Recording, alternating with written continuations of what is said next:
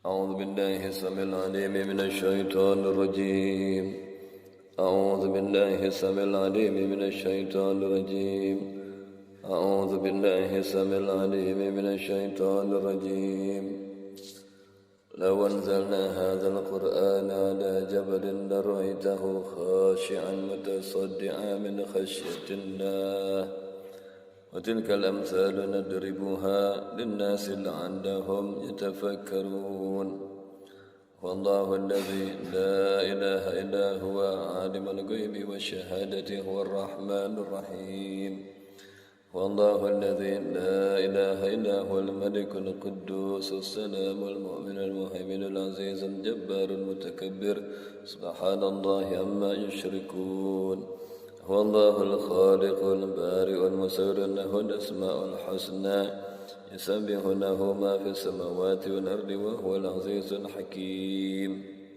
Bismillahirrahmanirrahim. Assalamualaikum warahmatullahi wabarakatuh. Alhamdulillahirabbil alamin. Allahumma shalli ala sayyidina Muhammadin al-habibul mahbub syafil aladi wa mufarrijil kurub wa ala alihi wa sahbihi wasallam. Amma ba'd.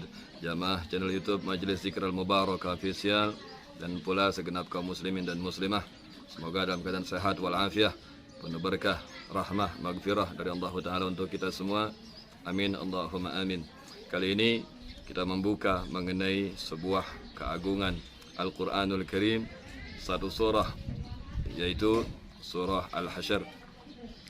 Disebutkan bahwasanya Sayyidina Abu Hurairah radhiyallahu an pernah bertanya pada baginda Nabi Muhammad SAW, seraya menjelaskan bahwasanya aku pernah bertanya kepada kekasihku Abu Qasim, ya Rasulullah, ya Habibullah, wahai kekasih Allah, wahai utusan Allah, jelaskan pada aku mengenai nama-nama Allah yang agung atau Ismul A'zam, yang mana tiada ditolak orang yang mendoa atau berdoa dengan membawa Ismul A'zam ini.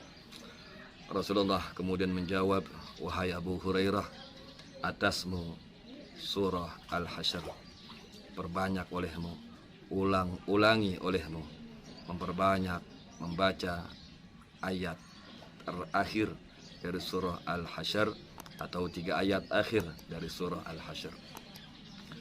Dijelaskan pula dalam Musnad Ahmad bahwasanya Rasulullah SAW membuka mengenai keutamaan, kebesaran, fadilah, faidah dalam surah Al-Hasyr ini, seraya bersabda, barang siapa yang membaca di ketika pagi hari kalimah a'udzubillahi samil alimi minasyaitonir rajim, a'udzubillahi samil alimi minasyaitonir rajim, a'udzubillahi samil alimi minasyaitonir rajim 3 kali, kemudian dilanjutkan dengan membaca 3 ayat terakhir dari surah Al-Hasyr, maka Allah akan utus atau tugaskan 70.000 malaikatnya Allah, 70.000 malaikatnya Allah untuk mendoakan sang hamba ini agar mendapatkan ampunan, penjagaan dan keselamatan dari Allah Ta'ala.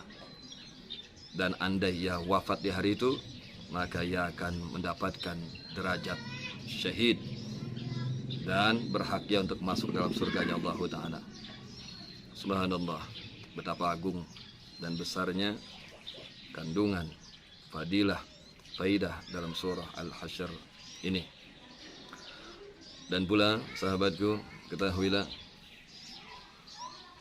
Al-Imam Ibnu Katsir menjelaskan pula seyogyanya kita memperbanyak mengulang-ulang ayat-ayat terakhir dari surah Al-Hasyr ini, mengingat keutamaan yang begitu besar, atau setidak-tidaknya kita membacanya di ketika pagi dan sore hari agar mendapat keberkahan dari fadilah atau faidah yang telah disebutkan oleh baginda Rasulullah sallallahu alaihi wasallam tadi.